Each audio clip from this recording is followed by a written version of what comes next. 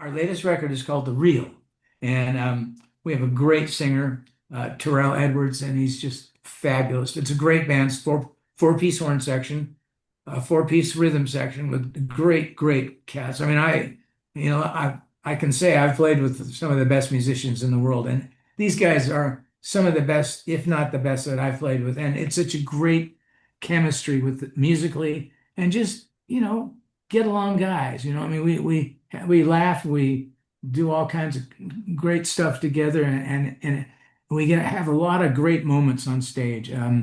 We don't we let things kind of develop and things like it's just musically, it's a wonderful trip. My guest is definitely a tower of power. He's Grammy and Emmy nominated trumpeter and arranger Greg Adams, whose sound is one of the most recognized in the world. A founding member of Tower of Power, Greg's legendary horn arrangements helped define the band's signature style and fueled collaborations with music royalty from Elton John and Santana to Madonna and the Rolling Stones. Now, with more than 3,000 recordings, multiple gold and platinum albums, and a career spanning 5 decades, Greg now brings his powerhouse blend of funk, jazz, soul, and R&B to Myron's Cabaret at the Smith Center, August the 22nd at 7 p.m. Right. with his band East Bay Soul. For ticket information, go to thesmithcenter.com. For everything about Greg, go to gregadamsmusic.com, and you can follow him on Facebook, X, and YouTube, and also East Bay as well, correct? EastBaySoul.com. EastBaySoul.com. I was Yes. going to get the second part, but I was in a rhythm. So I do Yeah, finish it good. for You me. did good. Greg, welcome to the show. Well, thank you, Ira. It's nice to be here with you Thank you. today. So, what is it about you and music? Well, I began very young, and I had a passion for it even as a little boy, and so I learned to play around about 10 years old, and as I got into school, junior high school bands and high school bands, and we had a great jazz band at the high school I attended in Daly City, California, as Westmore High School, and in my last 2 years, junior and senior year, I was exhibiting a talent, I guess, a knack for arranging, and we had a really good jazz band. And my band teacher just said, "Well, why don't you just take over the band and write for it and learn from your mistakes?" So I really am self-taught, but I had a really good band, and the guys are still some of my closest friends from high school, and I graduated in 1970. So it was a while ago, but one of the guys that played in the jazz band with me he's in East Bay Soul. He's the baritone sax player, Johnny Beaumont, and he plays alto and tenor also. So we've known each other that long. But I kind of the San Francisco music scene, in the late 60s and into the 70s was pretty ripe and a fertile ground for a lot of great musicians. And so um, I joined. I got with Tower of Power on the first record, East Bay Grease, and Mhm. and they had a horn section, but they had lost one of their members, and they knew they'd heard of me, and I had an arranging ability, and they needed a little help. And I think they I'll just say that. And so I came in on the first album, East Bay Grease, and from then on it was kind of that's where I stayed. I was going to go to Berklee School of Music, but I opted for a chance to get a recording career and travel the world, and hopefully you hope for that after you go to school for 5 years. And well, I was being presented an opportunity, I thought, of a lifetime, and as it turned out, it was the opportunity of a lifetime. And like you said, I've worked with everybody. It seems like um, we were just talking the other day how the horn section was becoming known for its recording sessions with other artists, and I knew Linda Ronstadt, and she turned us on to Gus Dudgeon, the producer who was Elton John's producer at the time, and So that's how she got us the Caribou sessions with Elton. Very nice. And that really opened the floodgates. I mean, we were just working like crazy, uh, 3, 4, 5 days a week. A lot of it, most of it, at the record plant in Sausalito, California. But people were coming to us, flying up from LA or out from New York to Sausalito to do the horns, and we kind of decided one day, we got to move to LA because we're missing out on a lot of stuff, because not everybody's going to be able to fly up. So we needed to go to Mecca, Here we are, and we've lived in LA now for several years, uh, I think about 40 years or so. That would be more than several, Greg. Yes, I think. Yeah, I guess so. Yeah. Anyway, so I still do a lot of sessions, and I have the East Bay Soul Band is a great band. We've been together for several years now. We've got 5 or 6 records out. One being even a Christmas record that we did years ago. Nice. And yeah, it's a great band, great players. It's kind of ironic because there are two more of us, myself and the keyboard player Nick Milo and our drummer Herman Matthews are both alumni from Tower of Power also. So we managed to kind of pull that sound a little bit in. I mean, I've since the Tower of Power was known for the horn section, I think as much as the singer, maybe even more, because it was a signature sound. Well, I created that, and I'm very proud of that, and I was able to you know, because of that sound, we could work with a lot of people, and I was fortunate enough to be as an arranger to be chameleon like, so I could kind of form our sound or my sound to uh, envelop the singer and without having to really change my style. They would come to me and say, no, no, Greg, do what you do. And I think one of the most important things that I've done in my career is my motto is never step on the singer. I like Let that. let the singer breathe. Just coddle him or her along, and I think that's a secret to my success because when you're young, you're full of P&V and you're out to save the world, and usually when you're younger, you write a lot of notes, and I got that out of my system early. A lot of that Tower of Power stuff was pretty complicated and a lot of syncopation and all over the place. But I never stepped on the singer. But as I've grown old, I think less is more. You after you speak the language of music for so many years, it's just like any other language, which music is a language. We I tend to say more with less notes than I have. I try to because people stuff goes over people's heads, and a lot of times Nelson Riddle, a famous music arranger who did most of Frank Sinatra stuff, who I idolize. He's one of the best arrangers ever. He he his whole thing was never to get in the way of the singer, and I learned that real early. And so it's been a great career for me. Like I said, playing at Myron's, this will be our second time, and what a great club that is. I mean, I Yes. really enjoyed it, and the staff and crew and everything was just so top notch. So we're really looking forward to going back. It's a great hang and a great theater to play in. Without being in a casino. Sure. So It's August 22nd at 7 p.m. at the Smith. yeah, and Right. yeah, And also, what's great is that it's a hop, skip, and a jump for you. You don't have to fly across the country. true. We just go to Burbank and hop on the Southwest, and we're there in I guess about 45 minutes. It's pretty quick.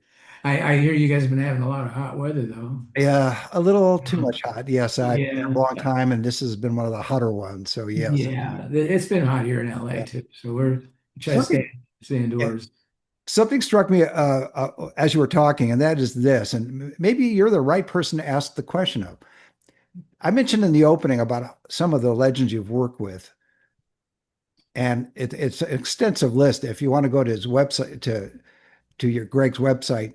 I think that's the best way to see all Yeah. gregadamsmusic.com. But because you're in that world, and yet at the same time, you and other musicians I've talked with over the decades, because I've been doing this a long time, musicians are an interesting group of people. And what I mean by that is they have a rhythm of their own. I'll use that term. You'll know what I mean. But at the same time, very much down to earth. They're not swayed by the celebrity or the star aspect of entertainment. They're there to do a job. They do it well. They record well. They perform in front of a live audience, as you mentioned, protecting the singer well. And yet, it doesn't. The limelight doesn't seem to affect a lot of you, even though you're in the limelight on stage, as it does with, say, a solo singer or any other kind of performer that gets up on stage. Is there a reason for that? Well, I think it's you become uh I think the first time I did a recording session with, I don't know who it was. It's been so long. Uh, Maybe there's a touch of that. Ooh, wow, I'm gonna meet, you know, Dionne Warwick, or uh, um, the gals from Heart, you Well, know. Frank Sinatra, when you're working as a band with Nelson Riddle and you're in Capitol Record Studio and Yeah, you're yeah. there, but or even on stage, especially in Las Vegas. So, for example, when Sinatra would come to perform in Las Vegas, and I'm using him just as an example, Uh-huh. that you'd have all these musicians that would play with him. Some of them handpicked, and the rest they'd pick up from local musicians here. But Yeah. the point is, you're playing for a legend and somehow have to maintain your professionalism. And Yeah, the and lights are off, you go back to doing other stuff. well, the thing is, it's like I think that's the whole part of being a professional musician is not letting that kind of stuff affect you in a way that is going to hamper your performance. You're there to support and do your best for that artist, and that's why you've been called. And I'm always very proud when I get a call from someone really big, and I've worked with a lot of big ones, and I'll admit, if somebody big still calls, I'm wow, wow. When Celine Dion called, we were, oh, well, okay, this is Yeah, cool, absolutely. and so, or But Greg, also too, but you perform on stage with the band, the East yeah, I wear Solo. two hats, Yeah, I'm a exactly. studio guy and I'm a live guy, and I've been playing live since I was 16 years old, uh, even before that, if you count playing on stage with in performances with a school band. I mean, that's performance. Salvation Army too. That's where I learned. That's where I learned to play. I went to band camp every summer, and I really picked up the horn when I was 5 years old, and I dragged it around for about 5 years. So I started to really get a sound out of it. Man, it was like a duck to water. I mean, I just was kind of a natural, and I enjoyed it, and I learned my theory, music theory at band camp, and I just had this thing that kind of blossomed. My parents were musicians, and so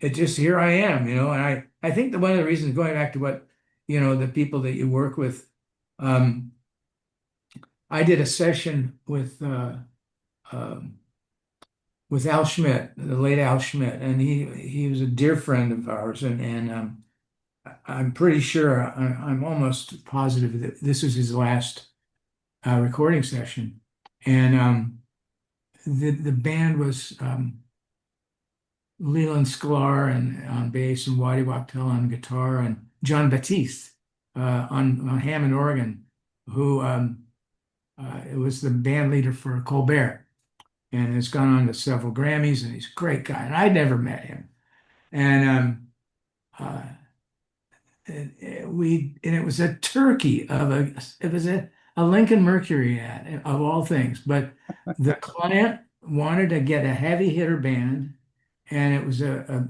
three-piece horn section with Andy Martin on trombone oh, Dan, I can't remember his name. I blank out. I guess I'm getting old. You're fine. Dan on reeds and John, and just a great band. I mean, killer. And I'd never met John Batiste, and I was admired him. And since I had a lot to do with the David Letterman show, and Colbert moved into the Ed Sullivan Theater, and I always, just kind of have a affinity for those kind of shows because you know what it's all about. And when David retired, and that whole thing went away, and that band, Paul and the band went away, and so, but you still stick to the format. So it was great to meet him, and I when I met him, I told him, I said, "Hello, John, I'm Greg Adams. I used to play as the arranger for Tower of Power," and he went, "Yeah, yeah." So he was starstruck with me. I was completely thrown aback by that, and we did it at Capital A, Al Schmidt's studio, which I've done hundreds of dates in that studio. And that's the legendary room where Frank Sinatra recorded most of everything that he did with Nelson Riddle and Gordon Jenkins and Billy May and all those cats. And all that stuff was totally live, I mean, and we did this session with Sklar and all the cats live, and it was kind of it was and everybody was, I guess, kind of funny. It was a great, great payday because of the heavy hitters and all of it. It's kind of like a favored nations. Everybody made the same amount of money, and the guy who makes most of the amount of money, well, they matched it with all of us. So Right. anyway, it was triple what we usually get, and then I got my arrangement fee and this and that, and that ad never aired. It never aired. It was for television. It was some singer won a contest, and it was going to be a big talent show. So sometimes there's flops in this business. There's a lot of flops, but Maybe it'll show up in YouTube. I don't think it did at all. They filmed it, and there were more grips and cameramen in the room than there were musicians. I mean, it was extensive film, and so anyway, sometimes you hit it, sometimes you don't. Yeah. Now, but like I was saying, it's about working with the people that you work with, and because you get, I guess you get kind of become a nerd because okay, well, so we're here to do a job, Okay.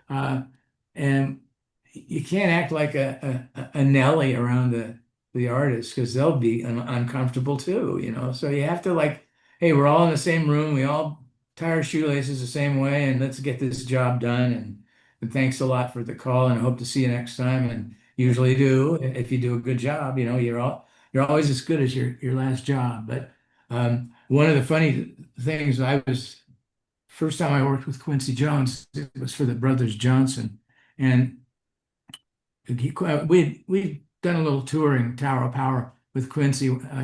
He had about a 12-piece band, and we opened for him. It was a great show, Tower of Power and Quincy Jones, and so anyway, after that tour was over, we got a call, and it was for the Brothers Johnson, and I went over to A&M to meet with Quincy, and now that was somebody that I was impressed with because of on his level.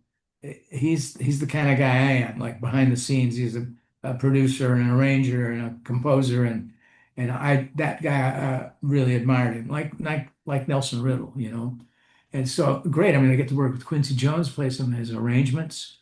And I get there, and we're in the studio listening to the tracks. And I said, "So when do you want to do this?" He says, "Well, whenever you're ready." I said, "What do you mean?" He says, "Well, you're doing the writing. I'm not doing the writing. I didn't call you to write my stuff. I called you to write your stuff because I want your sound." Right. So I was flattered beyond belief, and so we did that project together, and it was really great. One thing that afternoon, we had gone back to his office. He had an office on A&M lot here in Hollywood, and we were talking this and that, and had little stories, and there's a knock on the door, and in walks Lou Gossett Jr. And it was just around the time that Officer and a Gentleman was out, and so he was pretty hot stuff. And now I was impressed. Lou Gossett. Movie stars can impress you.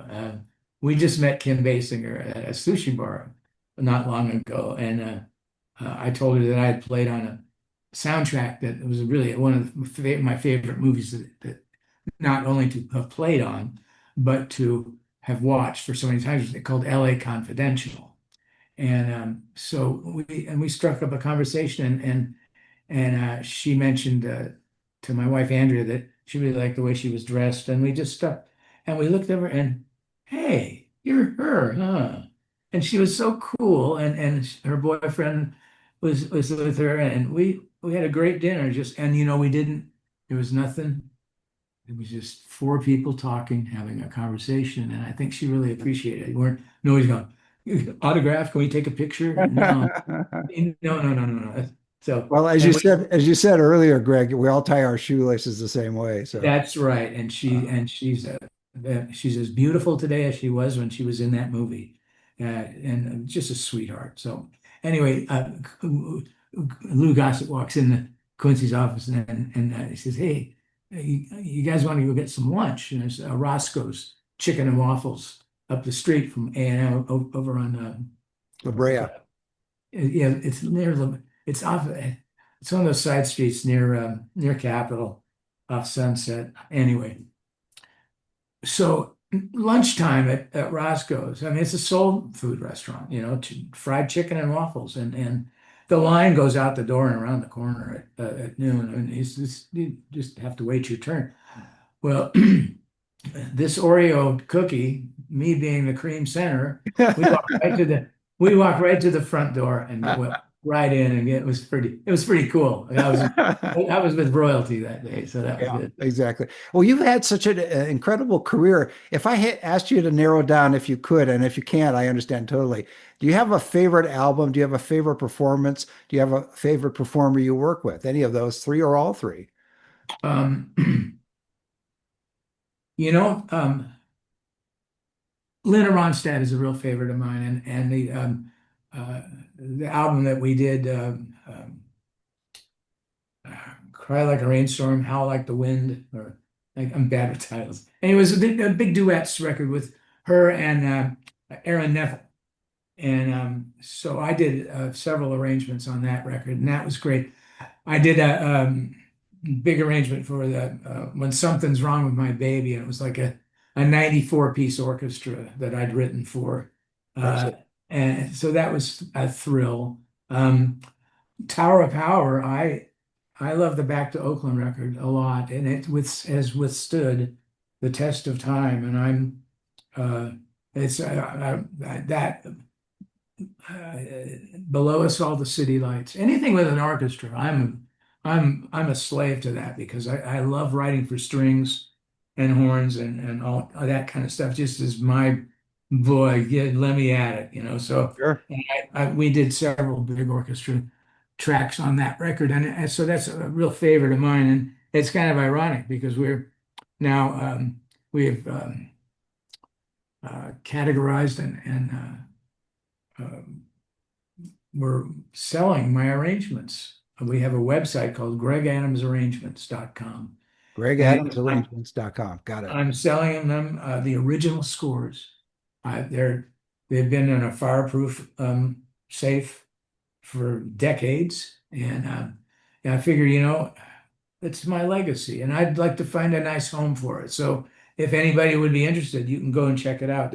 And the original score for What Is Hip, Below Us All the City Lights, all kinds of goodies in there, and so I've sold a few of them now, and that's kind of cool. I enjoyed working with Lyle Lovett. He was a great one to work with.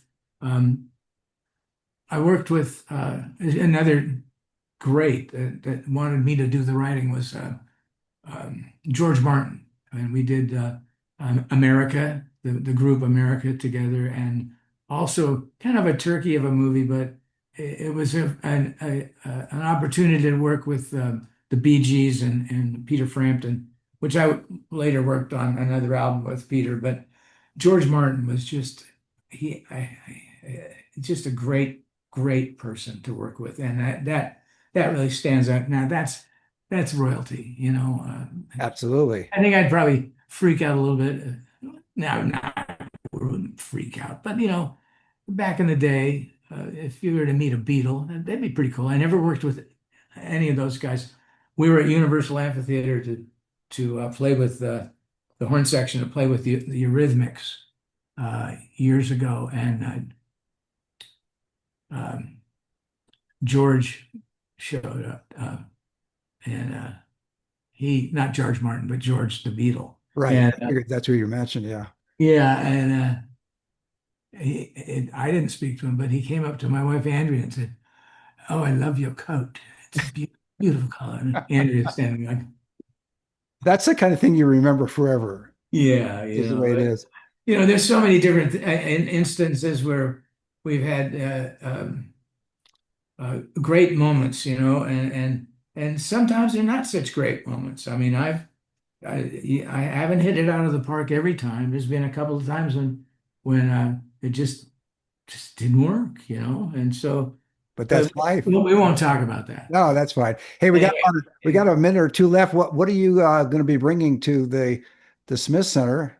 well, we Cabaret. have our latest record is called The Real, and we have a great singer, Terrell Edwards, and he's just fabulous. It's a great band. It's four-piece horn section, a four-piece rhythm section with great cats. I mean, I can say I've played with some of the best musicians in the world, and these guys are some of the best, if not the best, that I've played with. And it's such a great chemistry with musically, and just get along guys. I mean, we laugh, we do all kinds of great stuff together, and we get have a lot of great moments on stage.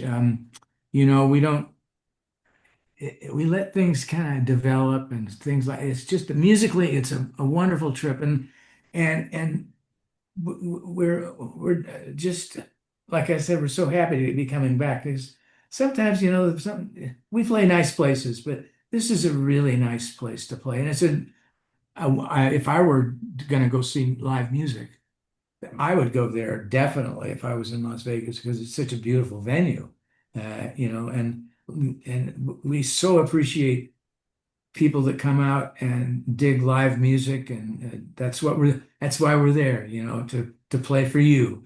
And I've been told that we're almost sold out, so there are a few tickets left. So I'll say just get on it and get it because you don't want to miss this show. It's kind of funny. Annually, we usually go to like Seattle and Oakland, the Yoshi's and Jazz Alley, and we have our places that we play 4 times a year, once a year, twice a year. And it's funny, it's been like a year and a half or more than we played at Myron. My- Myron's, Yeah. and it's kind of weird because well, what? Let's go back there. Come on, let's get on here. We like that place. Yeah, this And is going to be, I think, a regular thing for you after this one, so you can do yeah, I it. hope so. We did really well last time too, Yeah. and so uh, we hope all the folks come out. They're able to make the show, and we hope they have a great time. So I appreciate this opportunity to speak with you, and we'll see you at the club. Well, that's a great way to leave it. My guest has been Greg Adams, who brings his powerhouse blend of funk, jazz, soul, and R&B to Myron's Cabaret at the Smith Center, August 22nd.